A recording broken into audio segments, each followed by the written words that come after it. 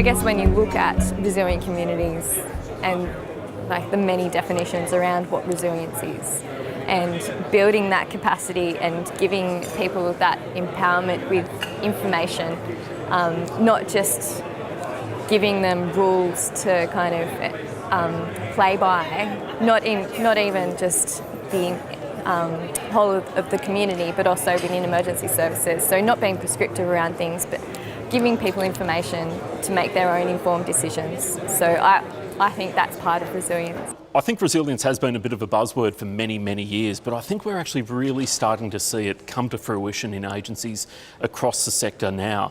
We're seeing a much greater focus on those face-to-face discussions out in the community, building that community resilience, not so much through the traditional tactics, but using those more labour-intensive techniques, face-to-face engagement, where we know that we can get huge bang for buck. I think there's a lot of confusion in the definition of what resilience is, but all of the pieces of the puzzle, all the different definitions are right.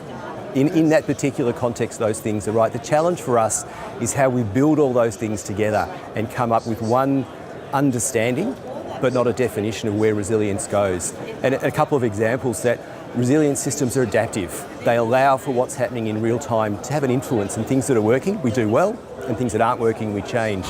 But also to understand that in a resilient world, we understand risks, we minimise our risk, we put in place things to manage those risks, but we're also prepared for the unexpected. And that actually is a really difficult place for a lot of people to work with because they start to lose control.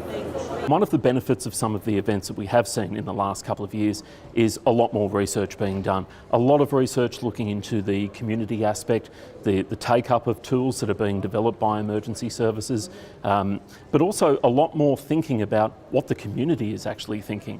So my presentation was on the prevention of flood-related fatalities. It was a national project that was commissioned by Attorney General's Department, and we were really trying to look at how we can prevent these fatalities, because it's a real issue. SES always attend a number of flood rescues every time it floods. So we were looking as a nation at how we can prevent them and what the current literature and research was showing, so we could make an evidence-based approach. The change will be that this is not how we've usually done our business in the past. So for us, the challenges will be around how do we actually engage with our communities and make a difference? And as I said, how do you make that relevant to what their values and their functions and their assets are? We're all time poor. We've all got competing priorities, so a bit like the theme, it's about getting that balance right. It's also encouraging for our people that some of them will be exactly where they need to be right now to deliver this strategy. Some will need further support and training. Others, this is nothing like they've done ever before, so it's about how do we actually support them. We just got to keep persisting with it. We've got to keep our blinkers off and think outside the square, and see if we can get the people involved in wanting to do something about it. We're trying to pass over the management of the risk to the public. There's just not enough of us to go around to do it. And it will take all of us to get that message across. So we now have a much better understanding of the things that actually make the community tick.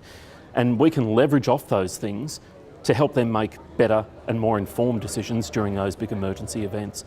So I think it's really maturing that discussion around resilience.